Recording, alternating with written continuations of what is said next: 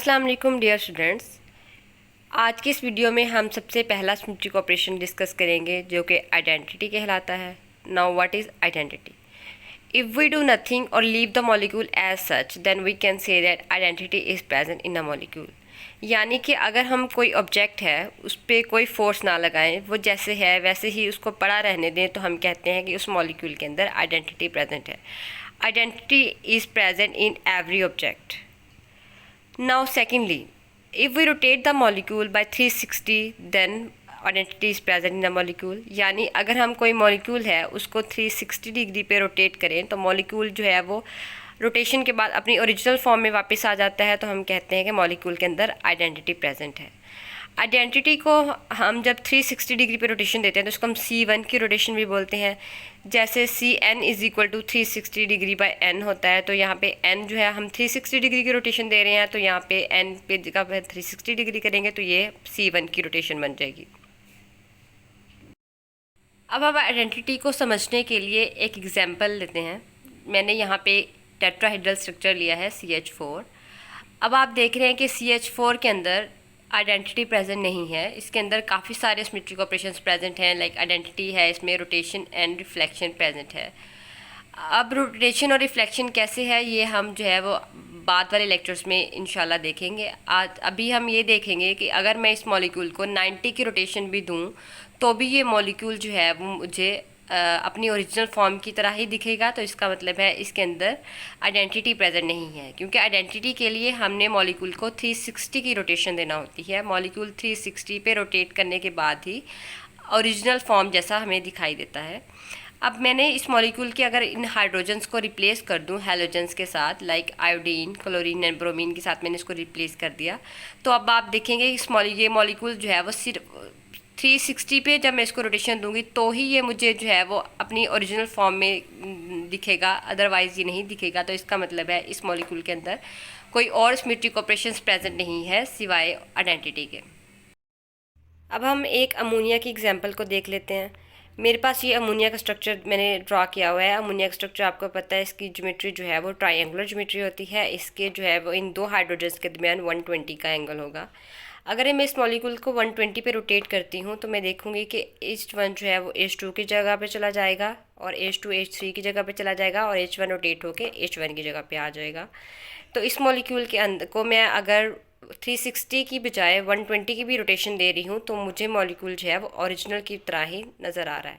इसका मतलब है इस मॉलिक्यूल के अंदर आइडेंटिटी प्रेजेंट नहीं है, क्योंकि आइडेंटिटी के लिए हमने देखा था कि हम मॉलिक्यूल को 360 की रोटेशन देते हैं। अब मैं इस मॉलिक्यूल सेकंड एग्जांपल देखें आप, अगर मैं इस हाइड्रोजन्स को रिप्लेस कर दूं क्लोरीन और ब्रोमीन हैलोजन्स के साथ, तो जब मैं अब इसको 120 की रोटेशन देती हूं तो मॉलिक्यूल जो है वो मुझे आप देख रहे हैं कि ओरिजिनल की तरह का नज़र नहीं आ रहा। ब्रोमीन की जगह चला जाएगा क्लोरीन की जगह पे, chlorine hydrogen and hydrogen bromine की जगह पे चला जाएगा। तो इस मॉलिक्यूल के अंदर आप देख रहे हैं कि अगर मैं इसको सिर्फ 360 पे रोटेशन दूंगी तो ही ये हाइड्रोजन जो है वो मुझे इस जगह पे वापस आएगा। इसका मतलब है इस मॉलिक्यूल के अंदर सिर्फ आइडेंटिटी प्रेजेंट है या C1 रोटेशन प्रेजेंट है। इसके अंदर जो है वो बाकी सिमेट्रिक एलिमेंट्स ऑपरेशंस प्रेजेंट नहीं हैं। अब हम सेकंड सिमेट्रिक ऑपरेशन को डिस्कस करते हैं जो है प्रॉपर रोटेशन, जिसको हम CN से रिप्रेजेंट करते हैं।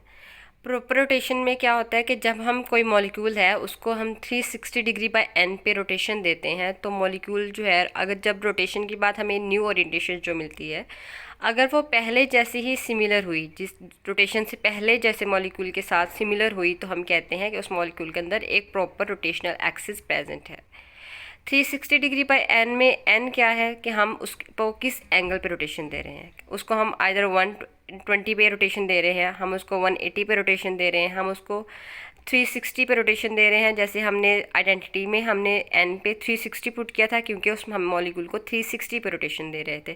तो प्रॉपर एक्सिस ऑफ रोटेशन में हम जो है वो 360 पे तो रोटेशन नहीं देते, क्योंकि वरना मॉलिक्यूल आइडेंटिटी में चला जाएगा। तो इसमें हम प्रॉपर रोटेशन में हम एक पर्टिकुलर एक्सिस पे रोटेशन देते हैं।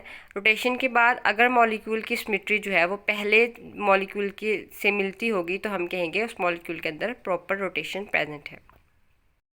अब हम प्रॉपर रोटेशन में सबसे पहले जो है वो C2 की रोटेशन को डिस्कस करते हैं। C2 रोटेशन में हम किस एक्सिस पे रोटेशन करते हैं ये हम जो है इस फार्मूले से निकालेंगे। CN proper axis of rotation का फार्मूला होता है जिसमें CN is equal to 360/n होता है। अब हमने C2 रोटेशन को डिस्कस करना है तो यहाँ पे हम n की जगह 2 पुट करेंगे तो यहाँ पे 180 आता है डिवाइड करने के बाद। इसका मतलब है कि हम C2 की रोटेशन में कोई मॉलिक्यूल है उसको 180 की रोटेशन देते हैं। अगर कोई मॉलिक्यूल उसको हम 180 पे रोटेट करें और रोटेट करने के बाद मॉलिक्यूल जो है जो हमें न्यू ओरिएंटेशन मिलती है, अगर वो ओरिएंटेशन पहले रोटेशन से पहले जैसे मॉलिक्यूल के साथ अगर सिमिलर होगी तो इसका मतलब है उस मॉलिक्यूल के अंदर C2 की रोटेशन प्रेजेंट है। जैसे यहाँ मैं एग्जांपल वाटर की ले रही हूँ। अगर ये मेरे पास वाटर है, अगर मैं इस वाटर को इस एक्सिस के ऊपर, ये मेरा एक्सिस पास करूँ मैं इसको पास करने के बाद इसको यू रोटेशन हो जाएगी 180 की, तो ये वाला हाइड्रोजन इस जगह पे जाएगा और ये वाला इस जगह पे आएगा। यानी C2 की रोटेशन में जब हम 180 की रोटेशन में मॉलिक्यूल जो है वो ऑपोजिट मॉलिक्यूल की जगह लेते हैं, ऑपोजिट एलिमेंट्स की। जैसे ये है, अगर मैं इसको 180 की रोटेशन दूंगी तो ये मॉलिक्यूल जो है वो यूं रोटेट हो जाएगा, इधर वाला मॉलिक्यूल इस साइड पे चला जाएगा रोटेशन के बाद। तो यहाँ पे 180 की रोटेशन के बाद H1 जो था वो H2 की जगह पे जाएगा और H2 H1 की जगह पे आएगा। लेकिन जो रोटेशन के बाद मेरे पास ये मुझे मॉलिक्यूल मिला है, ये देखिए, अगर मैं इसको इस पर सुपर इम्पोज करूँगी यानी इसको इसके ऊपर रखूँगी तो ये मॉलिक्यूल इसके ऊपर सुपर इम्पोज हो जाएगा। इसका मतलब है ये मॉलिक्यूल के अंदर C2 की रोटेशन प्रेजेंट है। इन एग्जाम्पल हम देख लेते हैं ट्रांस 1,2 डाइक्लोरोइथीन। इसके अंदर भी C2 की रोटेशन प्रेजेंट होती है, यानी है मॉलिक्यूल 180 डिग्री पे रोटेट करने के बाद जो है वो अपनी ओरिजिनल फॉर्म में वापस आ जाता है। अब यहाँ पे देखें, लेकिन इस पे हर एक्सिस के ऊपर मेरे पास जो है वो C2 की रोटेशन प्रेजेंट नहीं है, यानी ये मेरे पास एक्स एक्सिस है, ये एक्स एक्सिस है। अगर मैं मॉलिक्यूल को इस एक्सिस पे रोटेशन दूंगी तो ये मॉलिक्यूल रोटेट होके ये वाले मॉलिक्यूल यूँ रोटेट हो जाएगा, यहाँ से यूँ हो जाएगा। यानी ये क्लोरीन जो है वो रोटेट होने के बाद यहाँ नज़र आएगा और ये क्लोरीन रोटेट होने के बाद यहाँ पे नज़र आएगा, ये एक्स एक्सिस पे जब मैं इसे रोटेशन दूंगी। इसका मतलब है मॉलिक्यूल जो है जब ये क्लोरीन ऊपर चला जाएगा और ये क्लोरीन नीचे आ जाएगा तो ये मॉलिक्यूल जो है रोटेशन के बाद सुपर इम्पोज नहीं हो सकेगा। इसका मतलब है इस एक्सिस के ऊपर मैं इससे 180 की रोटेशन नहीं दे सकती। अब अगर मैं इसको वाई एक्सिस पे रोटेशन दूंगी, यानी यहाँ से मैं एक्सिस पास करूँगी तो ये रोटेशन कैसे होगी, ये वाला यू रोटेशन हो जाएगी। यानी ये क्लोरीन मुझे यहाँ नज़र आएगा और ये क्लोरीन मुझे यहाँ नज़र आएगा। अब देखें, जब ये क्लोरीन यहाँ और ये यहाँ नज़र आएगा तो रोटेशन के बाद जो मॉलिक्यूल मिलेगा वो जो है वो पहले जैसा नज़र नहीं आएगा, यानी इसके ऊपर सुपर इम्पोज नहीं हो सकेगा। अब जो है फिर इसमें C2 रोटेशन की प्रेजेंट कैसे है, इसमें जो है वो इस एक्सिस के ऊपर प्रेजेंट है, ये Z एक्सिस के ऊपर। यानी अगर मैं मॉलिक्यूल को इस सेंटर से 180 की रोटेशन दूंगी तो ये मॉलिक्यूल जो है मुझे ओरिजिनल की तरह नज़र आएगा। जब मैं इसको सेंटर से रोटेशन दूंगी तो ये क्लोरीन जो है वो रोटेट होके इस क्लोरीन की जगह पे जाएगा और ये क्लोरीन जो है वो रोटेट होके इस जगह पे आ जाएगा। यानी अगर मैं Z एक्सिस पे C2 की रोटेशन दूँ तो ये मॉलिक्यूल जो है रोटेशन के बाद जो न्यू ओरिएंटेशन मिलती है वो पहले से मिलती है। इसका मतलब है इस ट्रांस 1,2 डाइक्लोरोइथीन के अंदर जो है वो Z एक्सिस के ऊपर C2 की C2 रोटेशन प्रेजेंट है। यानी Z एक्सिस पे रोटेट करने के बाद जो ओरिएंटेशन मिलती है वो पहले से सिमिलर होती है। इसका मतलब है इसमें Z एक्सिस के ऊपर C2 रोटेशन प्रेजेंट है। This is all about C2 rotation. In the next video, we will discuss about the C3, C4 and C5 rotation and their examples.